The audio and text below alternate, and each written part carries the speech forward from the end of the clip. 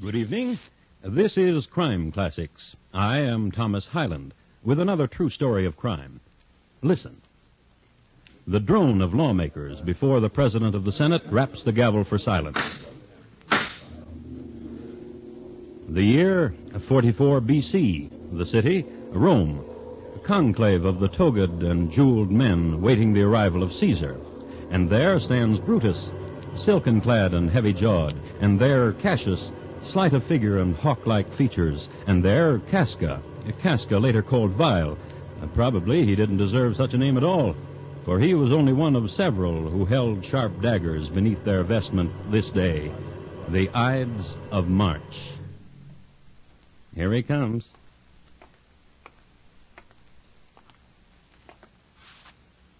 Tonight, my report to you on 23 Knives Against Caesar. Crime Classics, a series of true crime stories taken from the records and newspapers of every land, from every time. Your host each week, Mr. Thomas Hyland, connoisseur of crime, student of violence, and teller of murders. Now, once again, Mr. Thomas Hyland.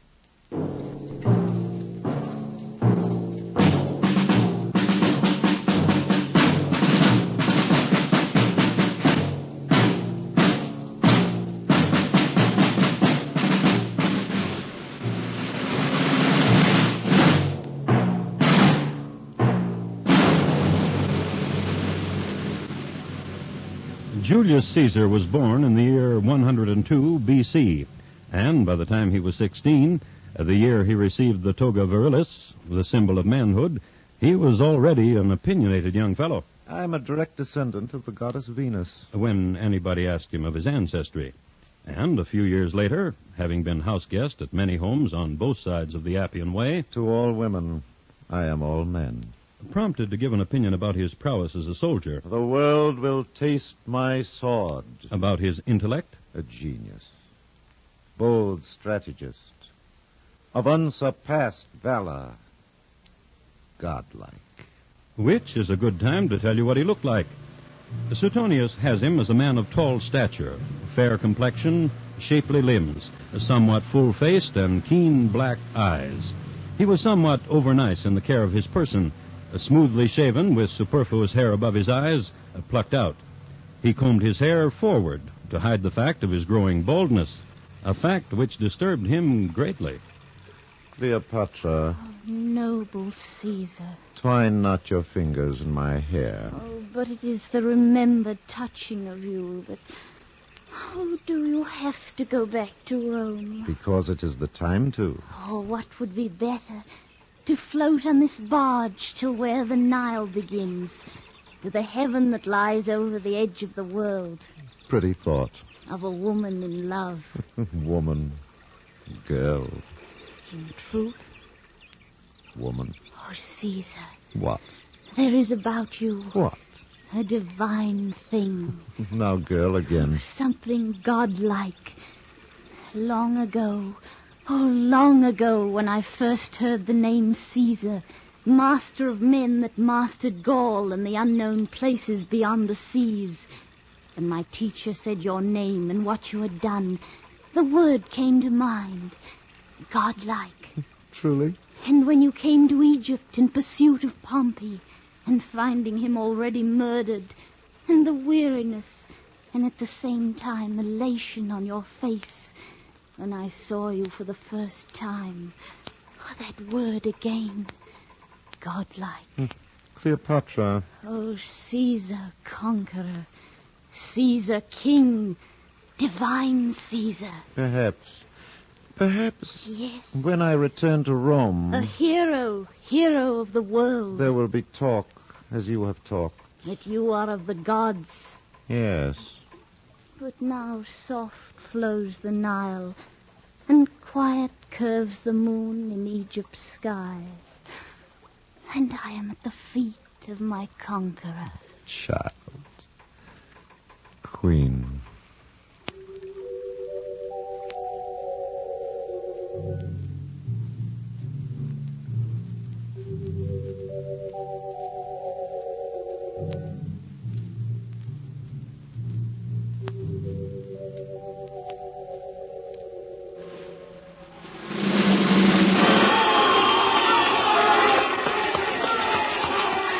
parade in the 1st century B.C. Triumphant parade, entrance of hero, people on Roman holiday. Julius Caesar has returned to the city.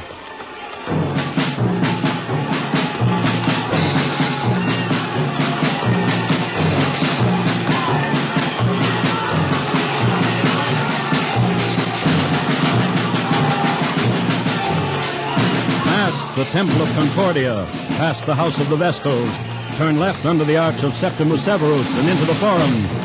Caesar has come home from Egypt. The conqueror is home again, and laurel wreath sets well upon his brow. Everything will be all right again. Caesar will see to it, and he mounts the rostrum, and the crowd hushes. And Caesar speaks. I came! I saw! I conquered! Since last I left your bosoms, Gaul, once torn asunder by marauding and barbaric tribes, is now united and pays homage and tribute to all of us here. And the civil war with Pompey is at an end. Pompey is dead in Alexandria, and his legions I pursued into the desert, and I am home. And these things I must tell you. Those veterans of my legions who wish it will receive land and booty in the transmarine colonies. Those among you who are without slaves may choose among the barbarians, the prisoners. The constitution of our state will be re-explored so that you, my people, will reap its blessings and rewards, no longer at the mercy of corruption. These things by divine word. These things by the divinity which lies close to me.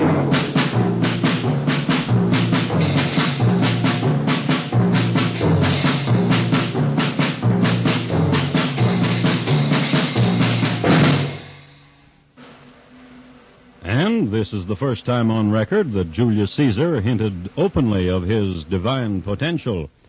He didn't shout it. He just let it fall nice and easy against the ears of the Roman citizen. And, speaking of Roman citizens, I'd like you to meet a couple. One's name is Flavius, a shopkeeper, 43 years old. Wife, 3 children. Hobbies, the spring rituals, Greek picture stories. Ambition to visit Greece. And the second citizen is named Luca. Son of Timbor. Leather worker, 40 years old. Wife, 2 children. Hobbies, the arena, watching all sports. Just average gentlemen. Family men, decent, home-loving, owning a toga for dress and one for work and sandals to match. And friends.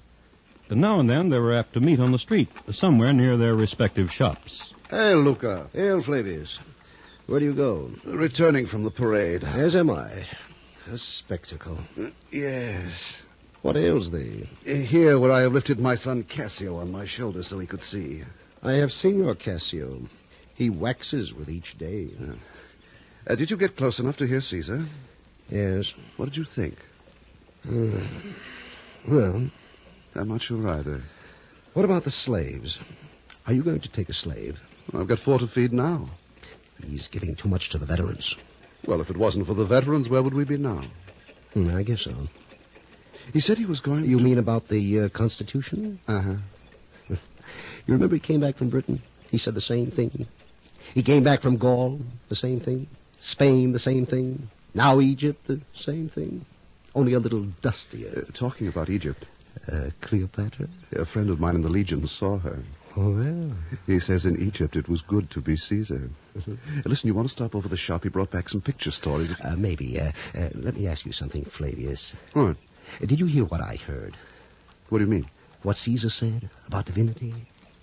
I remember he said something. Divinity. You think he's trying to get us to raise temples to him?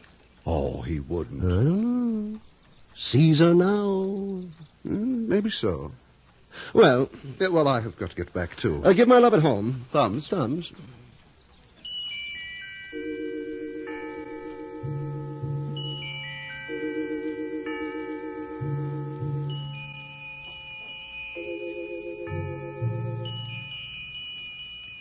friends gesturing each other farewell.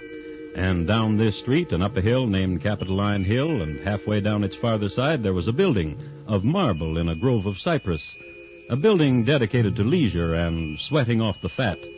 Roman baths for the Roman nobles, highest stratum, slaves to bring apples and towels and pills and unguents, the tier of rocks steaming and the waters of the pool warm and scented.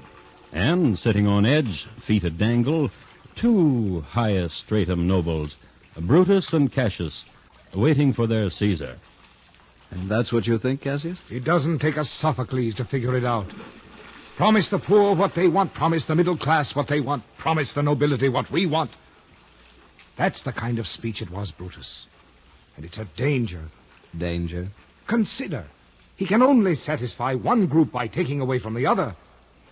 Therefore, it is impossible that he keep his promise. Therefore... I don't think that's the danger at all. Oh? What's the matter with you? Weren't you listening? Of course I was. He wants to be a god. I wanted you to say it, Brutus. Because you are his friend, and he leans much Hail! on... Hail, Brutus. Hail, Caesar! Cassius. Long life to Caesar. Not so godlike, our Caesar, when he swims. Egypt has swelled him. They say Cleopatra. Yes. Look at him. Bald.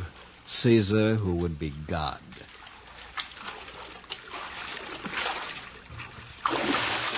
Ho, slave. Take towel to me. The dust of continents is washed from me, Brutus. How well you swim. The Nile, Brutus, the Nile. What exercises it provides. Oh, Caesar, Speak, Cassius, speak. your speech of this afternoon. What thought you of it? Interesting. And you, Brutus?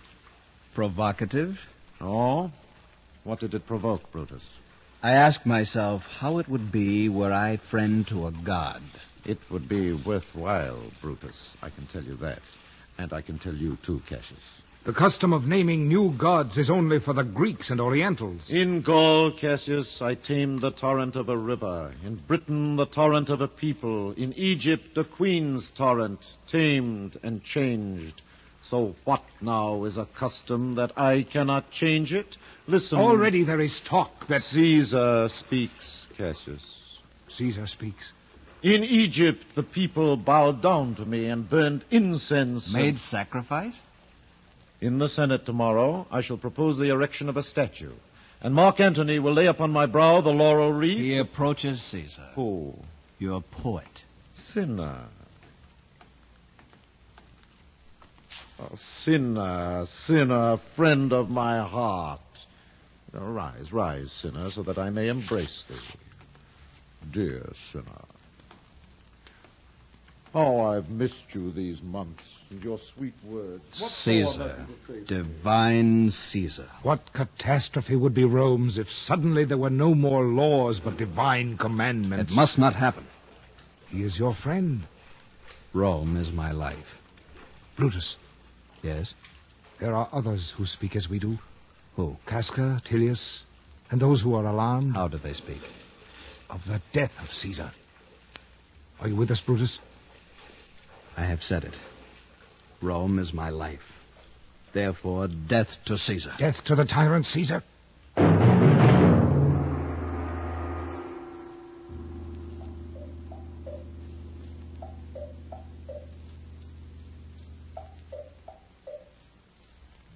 And while this kind of unkindly talk was going on about him, Caesar was on the hot rocks, listening to what Cinna the poet had written for him, and liking it. Sinner, sinner, sinner. Saturday afternoon in the Roman baths.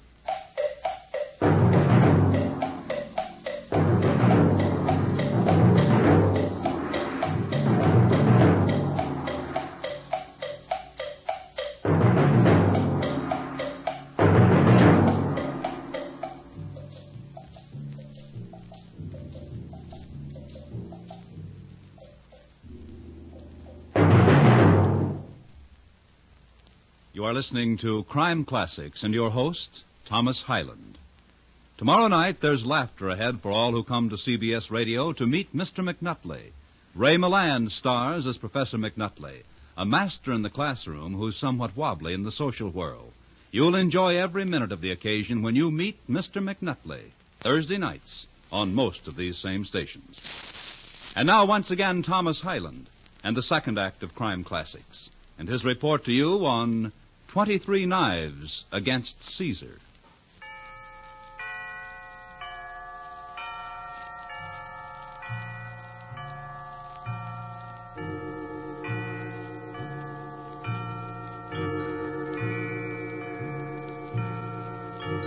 A refresher paragraph on ancient Rome.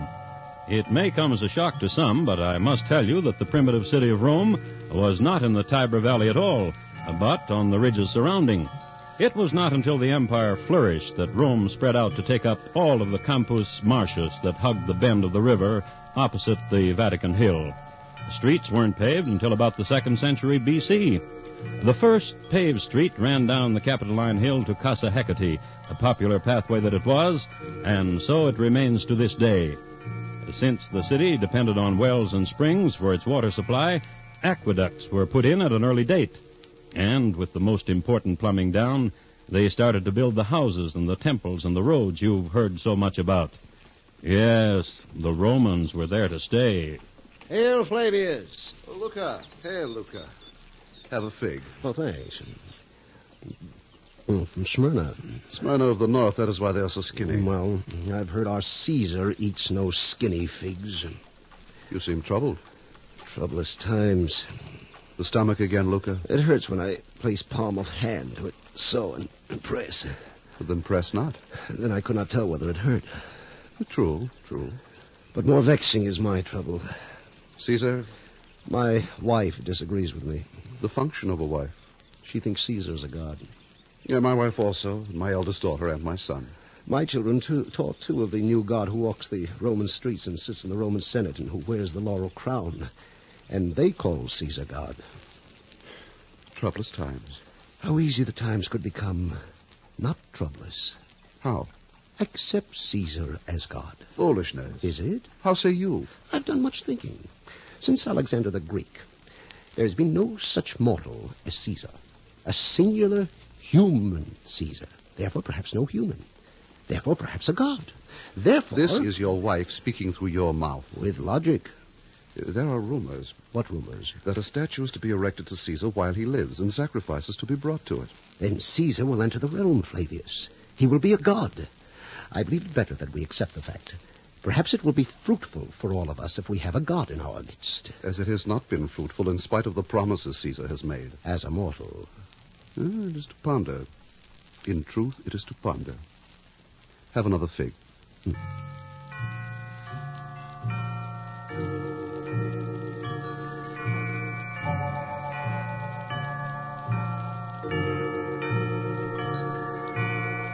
Countrymen, beloved subjects, I behold here the statue. Well up the tears in mine eyes. Shiver thou my body, be humble my soul, and yet I cannot. For within me is a flame, and a voice in the flame, a voice that speaks and says, "This is your statue, O Caesar, which they have built for you. Accept it, Caesar, divine Caesar. Hear me, my people, divine Caesar, descended from the gods and himself descended from the gods and himself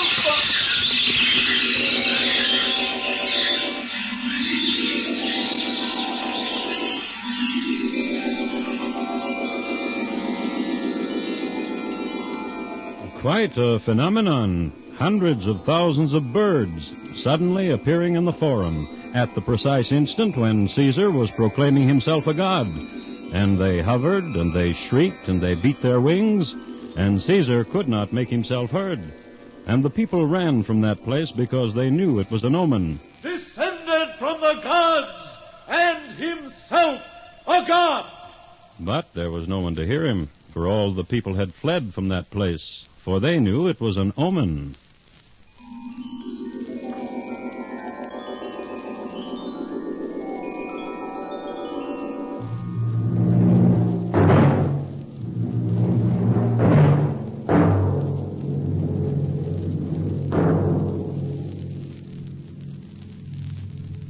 Caesar, take my hand, Caesar, for I am blind. For I will take you to a place so that you may wander. This is where we walk, a place of darkness, Caesar. No, it is bright with sunlight. Dark, for I am blind. Lead me, lead me. Caesar, Yes? what else besides sunlight do you see? There, a soldier. Yes, where the corridor brightens. Where it darkens. Phantom. Phantom, why do you laugh? Lead me to the soldier, Caesar. And what does the soldier hold in his hand? A flame. And now what does he hold? Nothing. The flame has destroyed itself. And yet where the soldier has held it, no scar, nor sear, nor burn. An omen, Caesar. Your passing, your death. No. Your death. Nor will you leave a mark. A flame you are, and quickly will you die. No. Your death, Caesar. No. No. Caesar. Caesar, wake. Oh, what nightmare are you having? Oh. Wake, wake, Caesar. Calpurnia, wife What nightmare did you have? of death, of my own death. I dreamed it also. What? Last night. That I held you in my arms and you were slain. How? With knives. The knives of whom? Friends to you. Beware the Ides of March. What was that? What voice? Beware the Ides of March. An outside voice. Listen to what he says. O Caesar, beware the Ides of March. Slave! Slave! Outside there is one who cried that Caesar should beware the Ides of March. Bring him to me. Go! Caesar. My husband Caesar, weep not. That voice, the voice of dread. I know it. I know it well. How could you know it when... Woman, I know it well. I know it well. For it is the voice of my troubled dreams. The voice that said to me, I would die. But you're That imagining. said to me, I would die. And your dream, and the birds, and the forum. And now, voice. Voice of my dreams, dread voice, who are you? What are you that you say, Caesar, beware the Ides of March? I am a soothsayer. And why do you shout beneath my window? O Caesar, beware the Ides of March. Why? Why? Beware tomorrow, Caesar. For the portents say that tomorrow the Ides of March is your death. Laugh not, Caesar, but mourn for your passing. I laugh because it is a huge joke I play upon myself. In truth, the voice of this soothsayer is similar to the voice of my dreams, and the face, yet there is a difference. The eyes of the man in my dreams were sightless. I am blind, Caesar. If the gods will it, for I am their brother.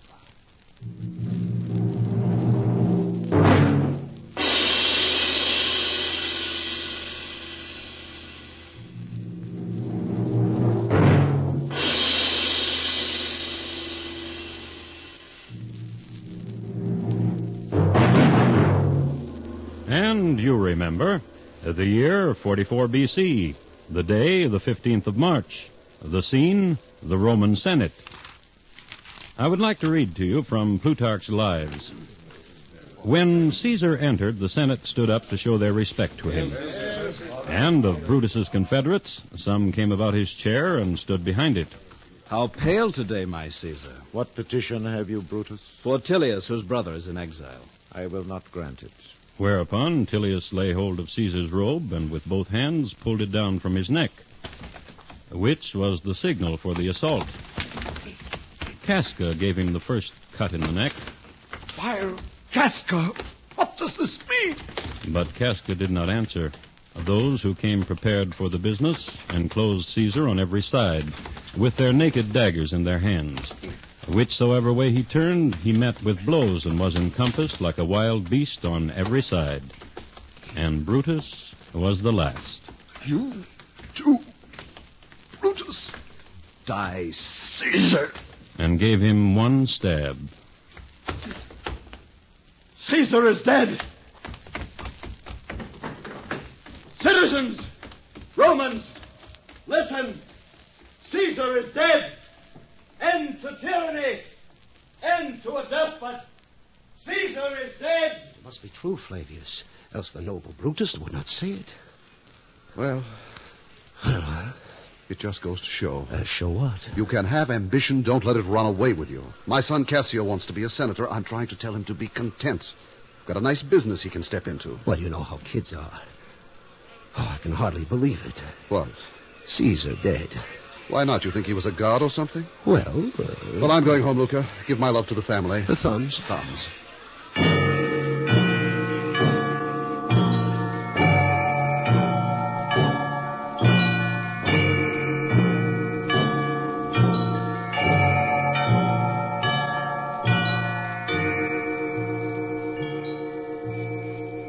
23 stab wounds were counted.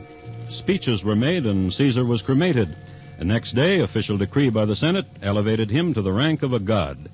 There was a celebration that lasted for 23 days, and all the Romans agreed it was one of the finest celebrations on record. They danced around his statue a lot and decked it with flowers. And a god couldn't expect much more than that.